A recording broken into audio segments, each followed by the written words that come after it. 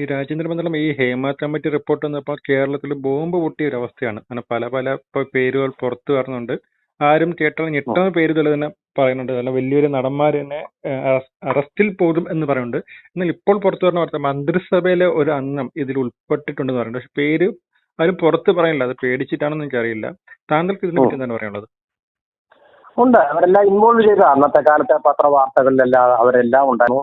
അവരുടെ ഫോട്ടോകൾ ഉണ്ടായിരുന്നു, വീഡിയോകൾ ഉണ്ടായിരുന്നു. ഈ പറയുന്ന ആള്, ഈ മന്ത്രി, ഈ തിലകന് നേരെ കൈ ഓങ്ങുന്നതിന്റെ ഒരു ചിത്രം സഹിതം, വീഡിയോ സഹിതം അക്കാലത്ത് പ്രചാരത്തിലുണ്ടായിരുന്നു. അത് അവിടുത്തെ കമ്മിറ്റി യോഗമാണ്, എക്സിക്യൂട്ടീവ് കമ്മിറ്റി യോഗമാണ്. അവിടെ ഇങ്ങനെ അഭിപ്രായ വ്യത്യാസങ്ങളൊക്കെ വരുമെന്നായിരുന്നു.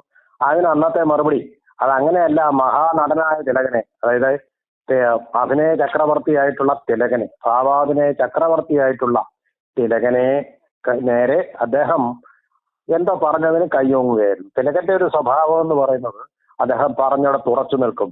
ആരെങ്കിലും എന്തെങ്കിലും കേട്ടിട്ട് അതിൽ നിന്ന് പിൻവാങ്ങുന്ന അല്ലാതെ അഭിപ്രായ സ്ഥൈര്യമുള്ള ഒരു വ്യക്തിയായിരുന്നു. അതുകൊണ്ട് തന്നെയാണ് ആദ്യം അദ്ദേഹത്തെ പുറത്താക്കിയപ്പോൾ കൂടെ 3-4 പേരും ഉണ്ടായിരുന്നു സപ്പോർട്ട് ചെയ്യാൻ.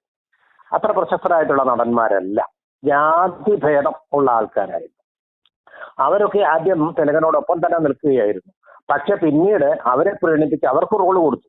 എന്നിട്ട് തിലകനെ ഒറ്റപ്പെടുത്തുകയായിരുന്നു. ഗതികെട്ട അദ്ദേഹം വളരെ പണവും സമ്പാദിച്ചിട്ടുള്ള ആളല്ല. അദ്ദേഹത്തിന് നാടകത്തിൽ അവസരം ലഭിക്കാൻ വേണ്ടി ശ്രമിച്ചു. അങ്ങനെ നാടകം കൊണ്ടാണ് തൽക്കാലം ആ കാലത്ത് അദ്ദേഹം രക്ഷപ്പെട്ടിട്ടുള്ളൂ. ചരിത്രമാണ്, എല്ലാവർക്കും അറിയാവുന്ന കാര്യമാണ്. ഇവിടെ ഈ പ്രസിദ്ധനായിട്ടുള്ള നടൻ ഒരുപാട് കേസുകളിൽ പെട്ടിട്ടുള്ള ആളുമാണ്. അദ്ദേഹം എന്ന് പറയുന്ന ആള് സരിത നായർ കേസിലും പെട്ടിട്ടുള്ള ആളാണ്.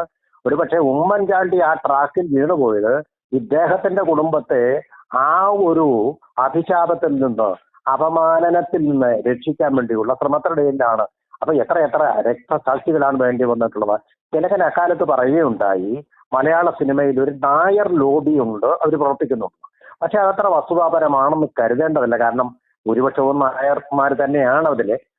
ആ പക്ഷപാതമല്ല, പലരെയും അവർ മറ്റു ജാതി നോക്കാതെ തന്നെ അവര് വിവേചനം കൂടാ സ്വീകരിക്കുന്നുണ്ട്. തിലകന്റെ കാര്യത്തിൽ സംഭവിച്ചത് സത്യം തുറന്നു പറയും. വളരെ സത്യസന്ധനാണ്, തന്റെ ഇടമായിട്ട് പറയും. പഴയ CPM കാരനാണല്ലോ, പഴയ കമ്മ്യൂണിസ്റ്റ് സംസ്കാരം, പുതിയ കമ്മ്യൂണിസ്റ്റ് അല്ല, പഴയ കമ്മ്യൂണിസ്റ്റ് സംസ്കാരമുള്ള അടൂർക്കാരനാണല്ലോ ഇദ്ദേഹം. അതുകൊണ്ട് തന്നെ ആ നിലയിൽ ഉറച്ച നിലപാടുകളുള്ള ഒരാളാണ് അദ്ദേഹം. അതിൽ നിന്നും മാറുകയില്ല. അത് കർണനെ പോലെയാണ് അദ്ദേഹം. അതുകൊണ്ടാണ് അദ്ദേഹത്തിനെ ഒറ്റപ്പെടുത്തിയത്.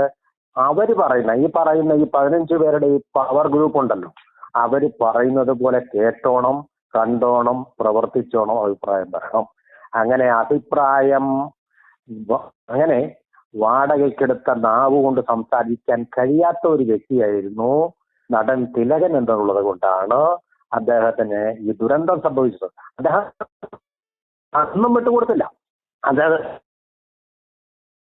ആ സമയത്ത് തന്നെ കൂനിന്മേൽ കുരുവെന്ന പോലെ പാമ്പ് കടിച്ചവന്റെ തലയിൽ ഇടിവെട്ടി എന്ന് പറയുന്നത്, അല്ലെങ്കിൽ മറിച്ച് ഇടിവെട്ടിയവന്റെ തലയിൽ പാമ്പ് കടിച്ചു എന്ന് പറയുന്നത് പോലെ ആ സമയത്തിന് അദ്ദേഹം പക്ഷാഘാതത്തിനും വിധേയനായി.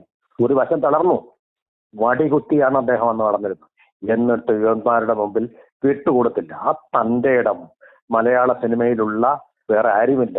എല്ലാവരും കാര്യസാധ്യത്തിന് വേണ്ടിയിട്ട് വഴങ്ങി കൊടുക്കുന്ന, വിധേയരാകുന്ന ഒരു സിനിമാ സംസ്കാരം, ചാൻസ് കിട്ടാൻ വേണ്ടി, പണം കിട്ടാൻ വേണ്ടി, ഗ്ലാമർ ഉണ്ടാക്കാൻ വേണ്ടി വിട്ടുകൊടുക്കുന്ന ഒരു സ്വഭാവമില്ലാത്ത അപൂർവം ചില നടന കേസരികളിൽ ഒരാളായിരുന്നു അദ്ദേഹം.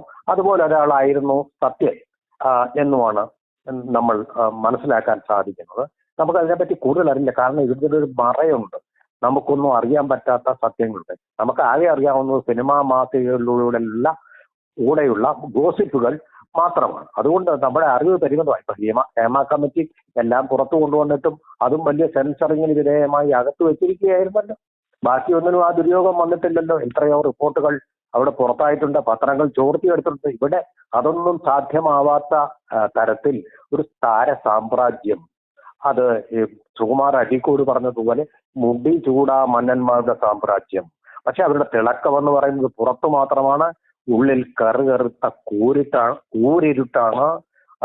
മധ്യകാലഘട്ടങ്ങളിലെ ഇരുട്ടിന്റെ യുഗങ്ങളാണ് അവരുടെ സംസ്കാരത്തിന്റെ കാലമായി നിലകൊള്ളുന്നത്.